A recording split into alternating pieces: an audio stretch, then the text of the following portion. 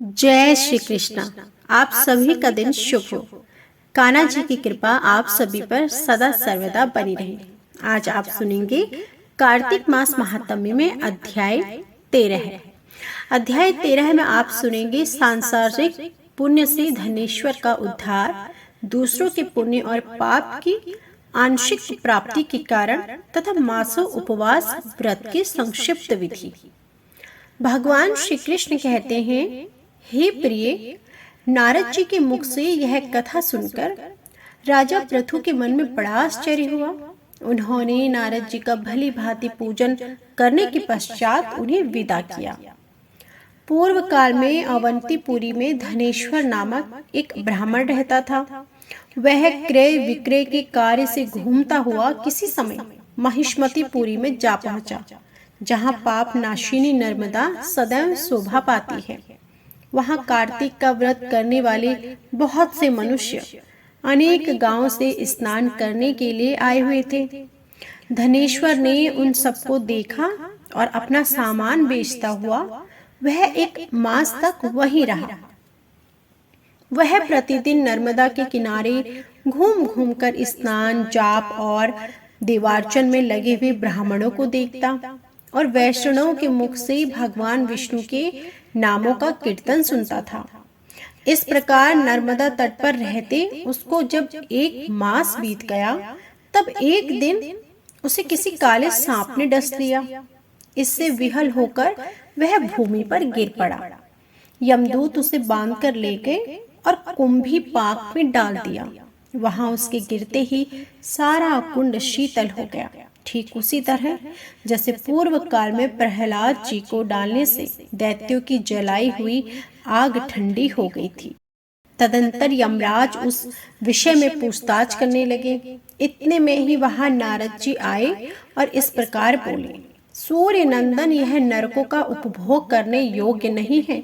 जो मनुष्य पुण्य कर्म करने वाले लोगों का दर्शन, स्पर्श और उनके साथ वार्तालाप करता है, वह उनके पुण्य का छठा अंश प्राप्त कर लेता है। यह धनेश्वर तो एक मास तक श्री हरि के कार्तिक व्रत का अनुष्ठान करने वाले असंख्य मनुष्यों के संपर्क में रहा है, अतः यह उन सबके पुण्य आदि का भागी है। इसको अग्निच्छा से पुण्य प्राप्त हुआ है, इसलिए यह यक्ष की योनि में रहे और पाप भोग के रूप में सब नरकों का दर्शन मात्र करके ही यम यातना से मुक्त हो जाए। प्रिय, यो कहकर देवर्षि नारद वहां से चले गए। तब प्रेत राज ने धनेश्वर को नरकों के समीप ले जाकर उन सबको दिखलाते हुए कहा, धनेश्वर, महान भय देने वाले इन घोर नरकों की ओर दृष्टि डालो। इनमें पापी पुरुष सदा दूतों द्वारा पकाए जाते हैं। इन नरकों के पृथक पृथक 84 भेद हैं। तुम्हें कार्तिक व्रत करने वाले पुरुषों का संसर्ग प्राप्त हुआ है। उससे पुण्य की वृद्धि हो जाने के कारण ये सभी नरक तुम्हारे लिए निश्चय ही नष्ट हो गए हैं। इस प्रकार धनेश्वर को नरकों का दर्शन कराकर प्रीतराज उसे यक्ष लोक में ले गए। वहां जाकर वह यक्ष हुआ। वही कुबेर के अनुचर धनयक्ष के नाम से प्रसिद्ध हुआ।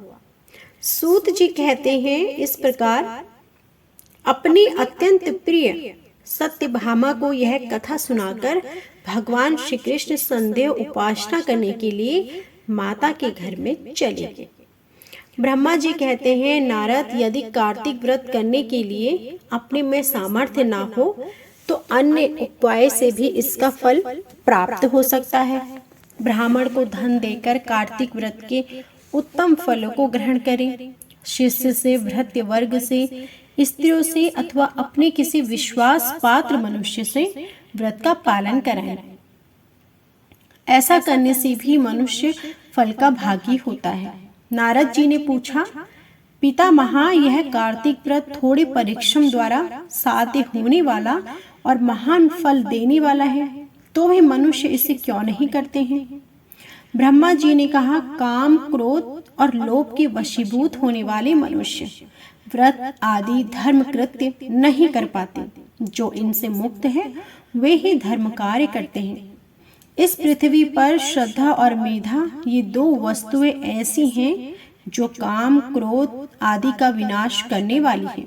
इनसे व्याप्त मनुष्य भगवान विष्णु का श्रवण, कीर्तन आदि करता है, पर जिसकी बुद्धि खोटी है वह यह सब नहीं करता।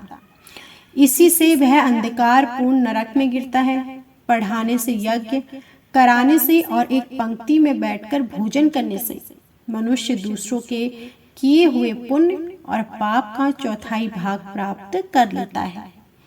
एक आसन पर बैठने, एक सवारी पर यात्रा करने तथा श्वास से शरीर का स्पर्श होने से मनुष्य निश्चय ही पुण्य और पाप के छठे अंश के फल का भागी होता है। दूसरों के स्पर्श से, भाषण से तथा उनकी प्रशंसा करने से भी मानव सदा उसके पुण्य और पाप के 10वें अंश को पाता है। दर्शन और श्रवण अथवा मन के द्वारा उसका चिंतन करने से वह दूसरों के पुण्य और पाप का शतांश प्राप्त करता है। जो दूसरों की निंदा करता, चुगली खाता तथा उसे धिक्कार देता है, वह उसके किए हुए पातक को स्वयं लेकर बदले में उसे अपना पुण्य देता है। जो मनुष्य किसी पुण्य कर्म करने वाले पुरुषों की सेवा करता है, वह यदि उसकी पत्नी, भृत्य और शिष्यों से भिन्न है तथा उसे उसकी सेवा के अनुरूप कुछ धन नहीं दिया जा रहा, तो वह भी सेवा के अनुसार उस पुण्य आत्मा के पुण्य फल का भागी होता है। जो एक पंक्ति में बैठे हुए पुरुष को रसोई परोसते समय छोड़कर आगे बढ़ जाता है, उसके पुण्य अंश का छठा अंश वही छूटा हुआ व्यक्ति पा लेता है। स्नान और संध्या आदि करते समय जो दूसरे का स्पर्श अथवा दूसरे से भाषण करता है, वह अपने कर्म जनित पुण्य का छठा अंश उसे निश्चय ही दे डालता है। जो धर्म के उद्देश्य से दूसरों के पास जाकर धन की याचना करता है, उसके उस पुण्य कर्म जनित फल का भागी वह धन देने वाला होता है। जो दूसरों का धन चुराकर उसके द्वारा पुण्य कर्म करता है, वह कर्म करने वाला तो पापी होता है, तथा जिसका धन चुराकर उस कर्म में लगाया हुआ है, वही उसके पुण्य फल को प्राप्त करता है।